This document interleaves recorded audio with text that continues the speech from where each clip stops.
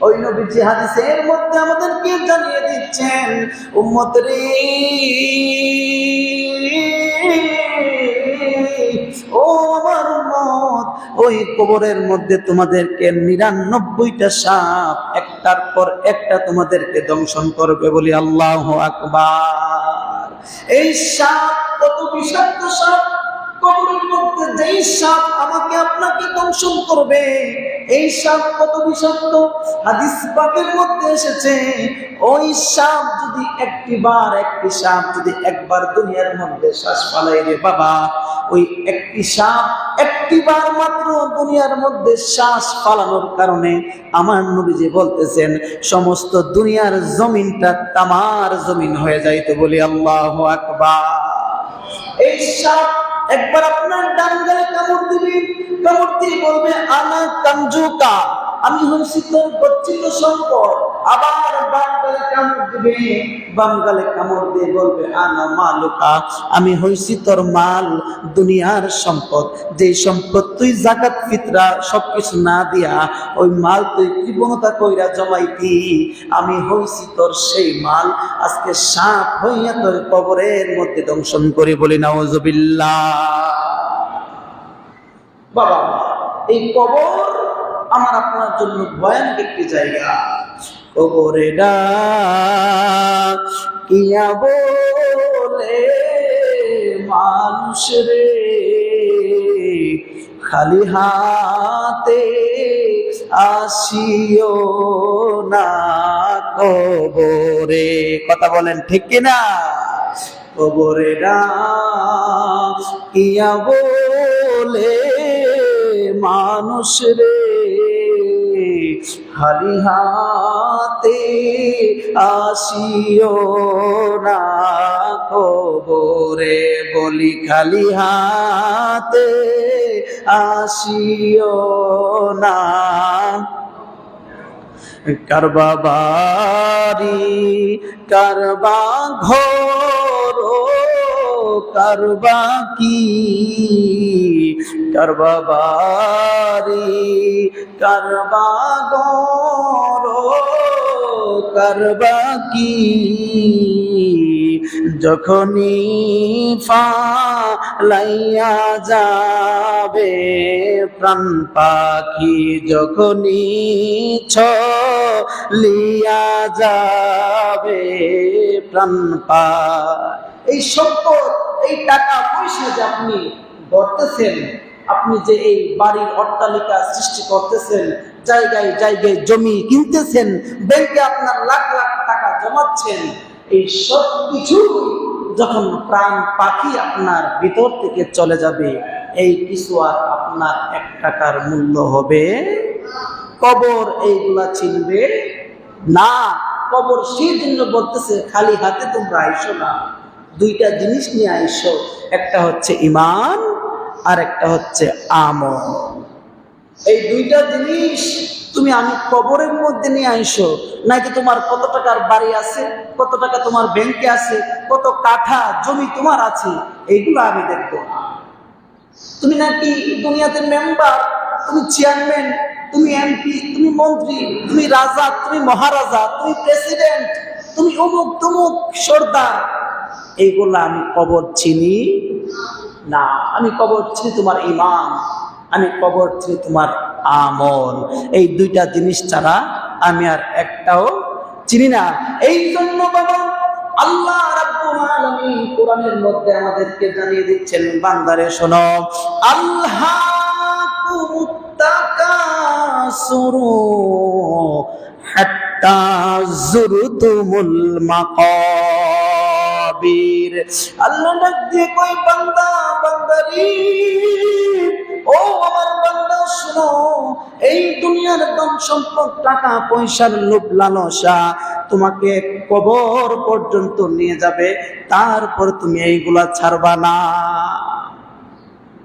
টাকা পয়সা ধন সম্পত্তির যে লোভ লালসা কামনা বাসনা, এইগুলো আমাকে কবরের কথা বলিয়ে দেয়। কবরের মুখ দেখার আগ পর্যন্ত আমি আপনি এইগুলার লোভ লালসা কামনা বাসনা চাপতে পারবো না। আল্লাহ বলতেছেন এইগুলা। আল্লাহ সূরা তাকাসুর সূরার মধ্যে আমার আল্লাহ এই কথা বলছেন কুরআন শরীফের 111 নম্বর সূরায় বা 102 নম্বর সূরায়। আমার আল্লাহ এই কথা আমাদেরকে আগেই জানিয়ে দিচ্ছেন। তারপরেও প্রশ্নপত্র ফাঁস হওয়ার পরেও কেন আমরা এই অবস্থায় পড়ে আছি? প্রশ্নপত্র তো ফাঁস করে দিয়েছে আমার আল্লাহ অনেক আগে, কেন আমরা এমনটা করতেছি? আমার বাবা ভাইরা, যখন আমাকে আপনাকে কবরের মধ্যে রাখা হবে, একটু মনোযোগ সহকারে শুনেন রে ভাই।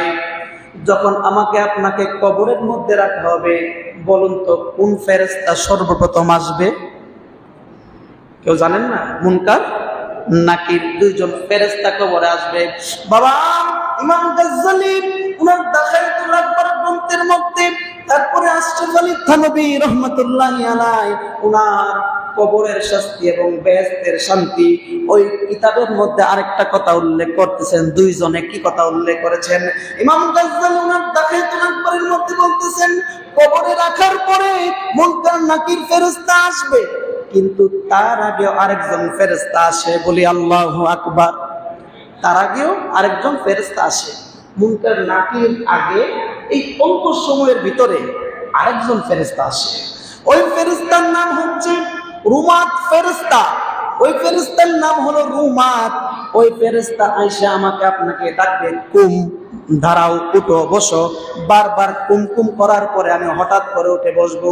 ধরুন আমাকে রাখা হলো কবরে, আমাকে যখন রাখা হবে, আপনি ভাবেন আপনাকে কবরের মধ্যে রাখা হবে।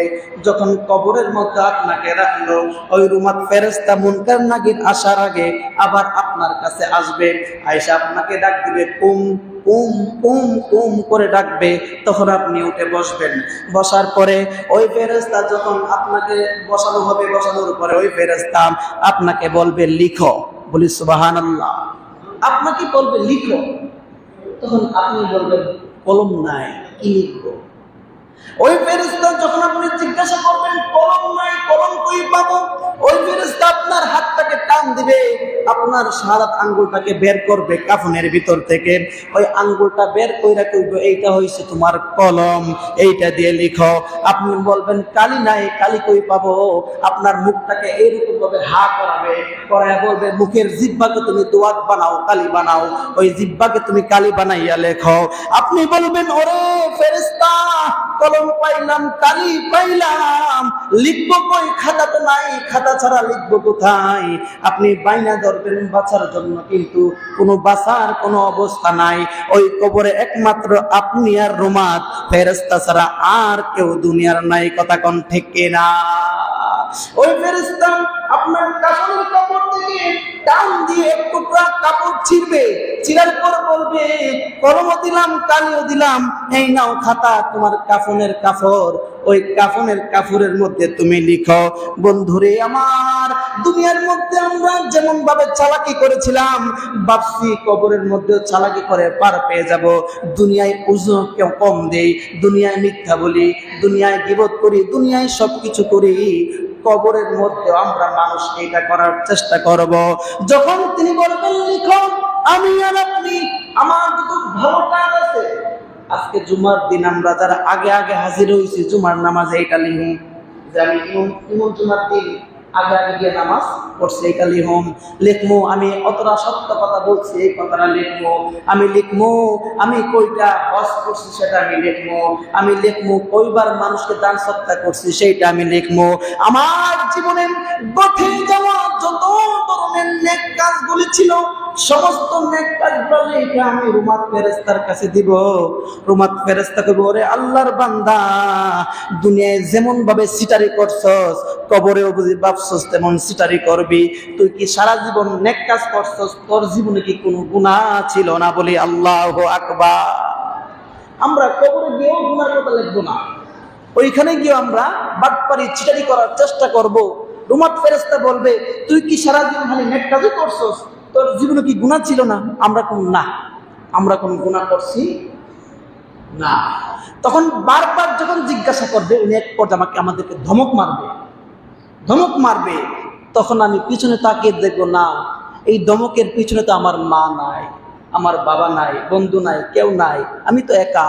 উনি যে আমাকে ধমক দিচ্ছে, আমাকে তো এখন উনি মারবে যদি আমি সত্য কথা না বলি দুনিয়াতে তো দমক দিলে মায়ের পিছনে গিয়ে দাঁড়াই, বাবার পিছনে গিয়ে দাঁড়াই, বন্ধুর পিছনে গিয়ে দাঁড়াই, পুলিশের সহায়তা নেই, উকিলের সহায়তা নেই, আরো কত কিছুর সহায়তা নেই, কিন্তু সেখানে দেখবো কেউ তো নাই, করবোটা কি? তখন আমরা বাধ্য হয়ে আমাদের সকল বেআমলগুলা, আমাদের খারাপ কাজগুলা, আমাদের যত বদ আমল ছিল সব আমল আবার লেখা শুরু করব, লিখে ওই ফেরেশতার হাতে দিব। ওই ইমাম গাজ্জালী বলতেছেন, তখন তিনি আমাদের ডান হাত বের করে আমাদের এই হাতে টিপসই নিয়ে ওই কাপড়ের মধ্যে লাগিয়ে তাবিজ বানিয়ে আমাদের গলায় ঝুলিয়ে উনি চলে যাবে। বলি আল্লাহু আকবার। আমাদের টিপসই দিবে ওই কাগজের মধ্যে, ওই কাফনের কাপড়ের মধ্যে টিপসই দিয়ে গলার মধ্যে ঝুলিয়ে দিবে, এটা গলার মধ্যে ঝুলিয়ে দিয়ে উনি চলে যাবে। তারপরে মুনকার এবং নাকির আসবে। তো কবরে এইগুলো আপনার এবং আমার সাথে হবে।